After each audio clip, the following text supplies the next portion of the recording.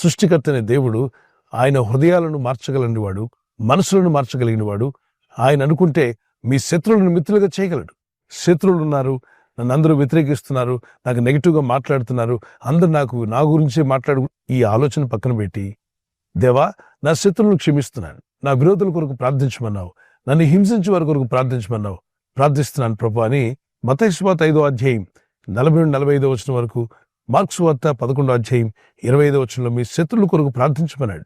23వ కీర్తనలో భక్తుడు అంటాడు, నా శత్రువుల ఎదుట నీవు నాకు భోజనపు బలను సిద్ధపరచదువు. ఎవరి ఎదుట? శత్రువుల ఎదుట.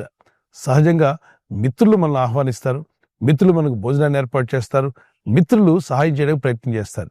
ఇక్కడ దేవుని చిత్తాన్ని నెరవేర్చి, దేవుని వాక్యానికి లోబడి ఆయన చిత్త ప్రకారం జీవించాలని మీరు నిర్ణయించుకుంటే, ఎవరైతే శత్రువులుగా ఉండి మిమ్మల్ని బాధించి, వేధించి, రకరకాలుగా మీకు నెగిటివ్గా మాట్లాడుతూ, మిమ్మల్ని హింసించి